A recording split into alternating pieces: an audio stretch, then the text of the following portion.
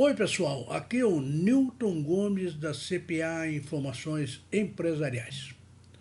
Ora, este vídeo que nós estamos gravando, ele tem características especiais, tanto que nós estamos chamando de um vídeo urgente. Por que urgente? Porque há vários meses o governo federal tem prometido mandar para o Congresso Nacional a sua proposta de reforma tributária. Até porque a proposta do governo é absolutamente fundamental para que as demais propostas, nós temos mais 3 propostas, 2 na Câmara e outra no Senado, que estão sendo discutidas, mas que estão dependendo indiretamente da participação do Poder Executivo nisso, né? Todos os políticos entendem que a participação do governo federal numa proposta dessa envergadura é absolutamente necessária. Sem ele não é possível. Ora, como o governo tem demorado um pouco para mandar essa proposta, as demais propostas estão sendo discutidas, mas a passos lentos, né?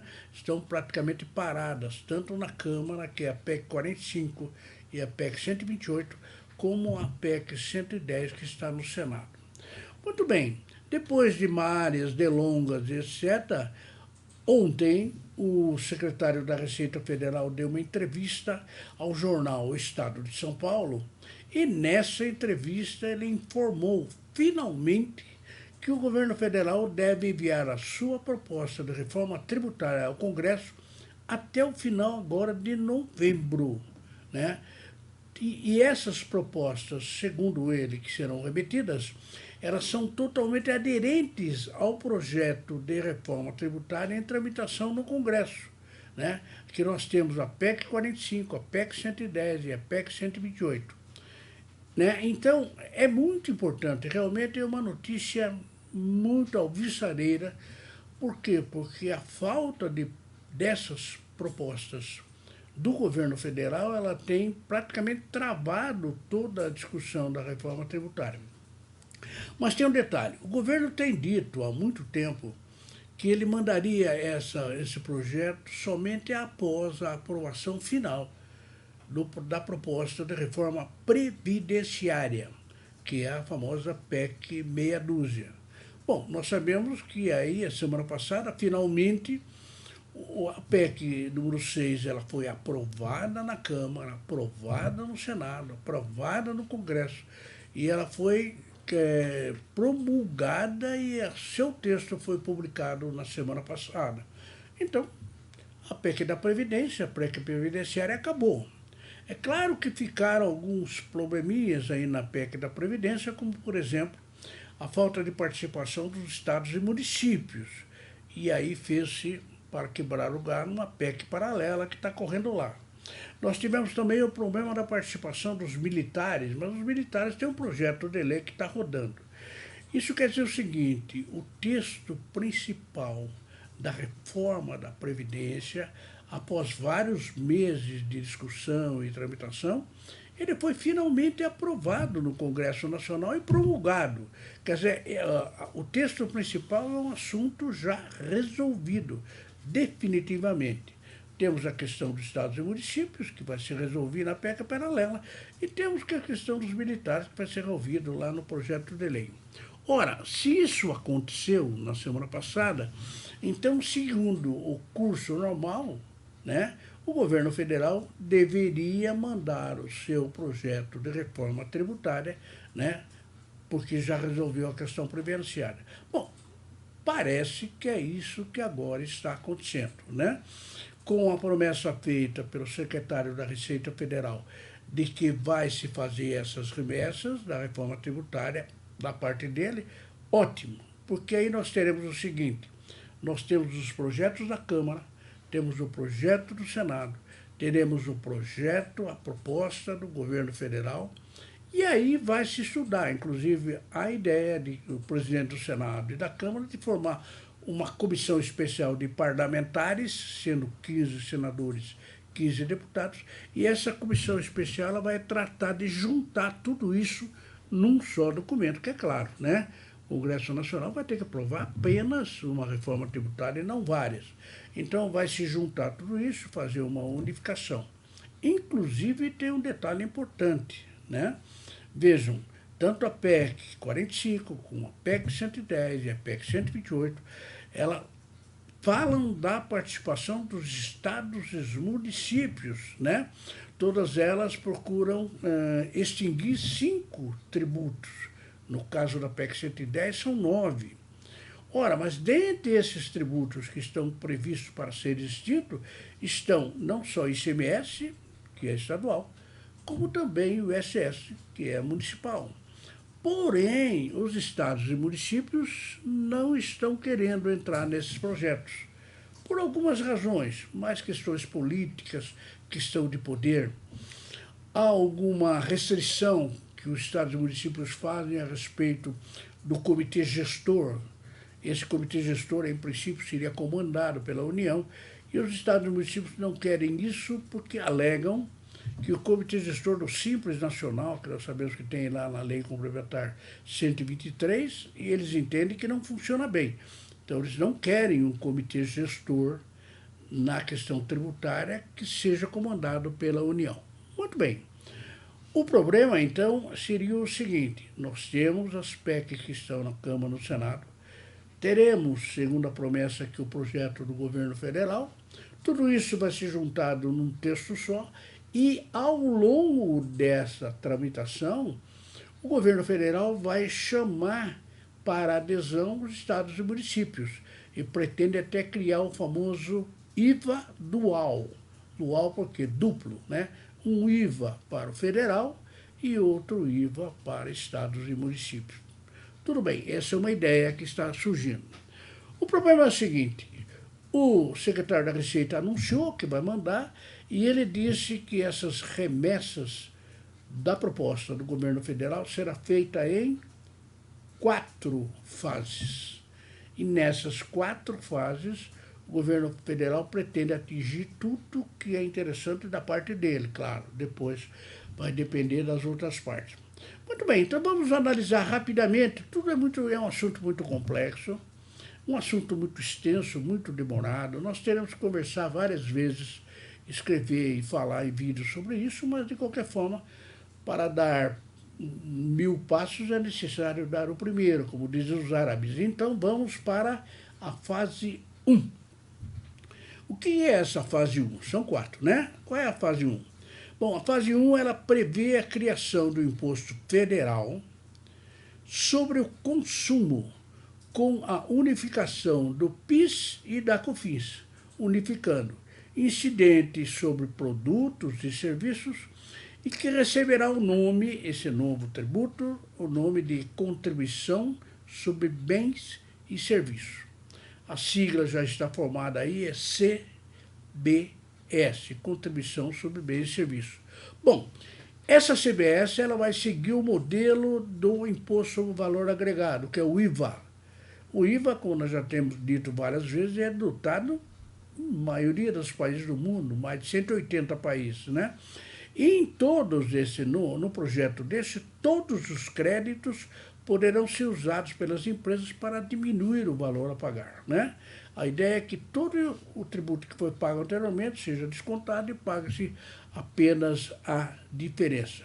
Como nós sabemos, a legislação do PIS e COFINS, no regime não cumulativo, ela tem muitas restrições, tanto na lei 10.637, que é do PIS, como na lei 10.833, que é da COFINS. Ali no artigo 3º de ambas as leis, o direito de crédito é muito restrito, muito resumido. Agora não. Nesta CBS, tudo indica que o direito de crédito será bastante amplo. Muito bem, vamos prosseguir então, ainda estudando a fase 1, a primeira fase, que é a CPF deverá ter uma alíquota única. Ótimo, uma notícia alvissareira, uma alíquota única, né? O que é um grande problema atualmente. E os regimes especiais, nós temos mais de 100 regimes especiais, segundo a apresentação, serão revogados. Inclusive a desoneração da cesta básica, que alguns setores poderão ter regime diferenciado. Muito bem. Aí vem a pergunta que o repórter fez para o secretário da Receita Federal. Afinal, secretário, quando que essa proposta será enviada para o Congresso Nacional? Ele disse, olha, a fase 1, que trata da unificação do PIS e da COFINS, será enviada para o Congresso ainda neste mês de novembro. Nós estamos gravando no dia 18 de novembro, na segunda-feira. Ora, se realmente essa proposta ela foi cumprida, essa promessa, digamos, bom, o mês de novembro vai se terminar na semana que vem. Então, 18 nós temos a semana, depois na semana seguinte, sexta-feira da semana que vem, o mês de novembro vai se acabar. Ora, se essa promessa for cumprida, nós teremos o projeto, a proposta do governo federal para unificação da legislação do PIS e COFINS em uma só contribuição, chamada Contribuição sobre Bens e Serviços, com várias alterações que nós vimos aí. Todas alterações muito importantes. Muito bem, nós falamos que são 4 fases, né? E nós vimos a primeira, que é a unificação do PIS e COFINS. Agora vamos para a fase 2. O que é a fase 2? Bom, a fase 2 mexe com o IPI. A fase 2 ela prevê estabelecer uma mudança no imposto sobre produtos industrializados, que será transformado num chamado imposto seletivo, que vai incidir sobre certos bens, principalmente cigarros e bebidas, por exemplo, né? Essa é a primeira parte. Na segunda fase, nós temos a primeira parte, vai mexer no IPI, transformando isso no imposto seletivo. E depois nós vamos mexer na CID. Sabe a CID combustível? A ideia é que a CID acaba também. E aí o repórter perguntou de novo, assim, tá bom, essa fase 2 do IPI e da CID, qual é a previsão de entrega ao Legislativo pelo governo federal? Início de 2020. Vejam, a fase 1 até final de novembro. A fase 2 no início de 2020, né? Seria janeiro, digamos assim. É bom lembrar que o IPI, no fundo já é um imposto seletivo, né? Só que é um imposto que tem milhares de produtos que são fabricados, né? Tem até uma TIP, uma tabela de incidência do IPI, que é extensa. A ideia seria reduzir e transformar o IPI num impostinho seletivo de 2, 3 ou 4 produtos que serão definidos depois, né? E aí nós teremos a ideia do imposto seletivo, que é uma ideia que sempre acompanha o IVA em todos os países do mundo, né? O IVA é amplo, pega tudo, e o seletivo pega apenas alguns produtos, principalmente aqueles que fazem mal à saúde do ser humano, né? Como no caso do cigarro e de bebidas, né? Então, esta seria a fase 2. Recapitulando, fase 1, unificação do PIS e da COFINS. Fase 2, mudanças no IPI e talvez até a revogação da CID, principalmente a CID combustíveis. Muito bem, mas eu falei que eram 4, né? Já vimos 2. Qual é, afinal de contas, a fase número 3? Vamos lá. Fase número 3, importantíssima, interessa muita gente. Reformulação do imposto de renda das pessoas físicas com, primeiro, aumento da faixa de isenção na tabela e, segundo, criação de uma nova alíquota mais alta para os mais ricos, né? E, na segunda parte, no imposto de renda, mexia nas pessoas jurídicas, fazendo um corte de tributos na pessoa jurídica. Vamos explicar um pouquinho mais isso daí. O presidente Bolsonaro, desde a sua campanha de 2018, tem dito que uma das intenções é aumentar o limite de isenção na tabela do imposto de renda, porque a do Brasil é muito baixa. Nós sabemos hoje que a tabela não ultrapassa R$2.000 por mês. A ideia parece aumentar isso significativamente. Falou-se inicialmente em R$ 5.000, mas aí houve um exagero talvez. Parece que a ideia anda por volta aí de 3.700, 3.800 por mês, né? Vejamos se isso vai se confirmar. Paralelamente à redução do imposto de renda que será pago pelas pessoas que têm uma renda mais baixa, haverá concomitantemente a criação de uma alíquota para os mais ricos. Como nós sabemos que a nossa tabela do imposto de renda da pessoa física, a alíquota maior é de 27,5%, parece que uma das ideias é criar uma alíquota de 35%, e aí o imposto de renda da pessoa física tributaria mais as pessoas mais abastadas, mais ricas, né, com renda mais alta. É uma ideia. E agora eles querem mexer também, ou pelo menos estão dizendo que querem mexer na legislação do imposto de renda de pessoa jurídica. O que existiria aí? Bom, na pessoa jurídica, parece que uma das ideias é reduzir a alíquota do imposto de renda da pessoa jurídica. Atualmente nós sabemos que no acumulado, né, a alíquota geral de 15%, mais o adicional de 10%, mais a contribuição sobre o lucro líquido de 9%, somando dá 34%. Parece que a ideia é cair isso para algo em torno de 20% ou 25%, né? Seria um movimento, uma repetição do movimento que até ocorreu no ano passado, lá nos Estados Unidos, que o presidente Trump ele também reduziu o imposto de renda da pessoa jurídica, reduziu bem sob argumento de que, reduzindo a tributação da pessoa jurídica, ele iria evitar que as empresas saiam do território americano. Bom, esse talvez seja uma consequência aqui no Brasil também. Se você reduzir a tributação de atualmente 35%, né, nós teremos uma tributação 20%, 21%, pode reter muitas empresas por causa dessa questão da tributação. Bom, e tem outras modificações também, inclusive a tributação na distribuição de lucro. Só que a tributação na distribuição de lucro certamente vai mexer nas pessoas físicas, de uma maneira geral, que são as beneficiárias. Mas também isso está incluído no pacote. Depois, com mais calma, a gente vai fazer. E aí vem a pergunta que não quer calar do repórter. Afinal, secretário, quando essa questão da fase 3, que trata do imposto de renda da física e da jurídica, será remetida para o Congresso? Resposta: no primeiro trimestre de 2020. Primeiro trimestre de 2020 vai de janeiro até 31 de março, né? Então, é o que espera que venha acontecer.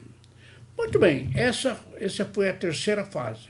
E agora, vamos à quarta fase, que ao final é a última que foi prevista aí, informada pelo nosso secretário da Receita Federal. Qual é essa quarta fase? Desoneração do custo da folha de pagamento das empresas. Veja, isso é um sonho do nosso ministro da Economia, o Paulo Guedes, que ele repete várias vezes. Ora, nós temos que desonerar a folha, porque o imposto que incide na folha de pagamento é criminoso. Isso gera desemprego e assim por diante. Isso tem sido o discurso do ministro da Economia. Vocês se lembram que, há algum tempo atrás, a ideia era, inclusive, fazer a CPMF, cobrar a CPMF, ajudado lá pelo antigo secretário da Receita, o Marco Sintra. Essa ideia da CPMF ela não funcionou, foi inclusive abandonada pelo próprio presidente da República, que ordenou que não se fale mais nisso. Muito bem, e ficou então a ideia da desoneração, até porque o desemprego continua e é alto. Muito bem, qual seria a ideia? Desonera a folha. As pessoas jurídicas têm menos custo para a contratação de empregados, logicamente contrata mais empregado e ajuda na diminuição desse gravíssimo problema da economia brasileira, que é o desemprego, né?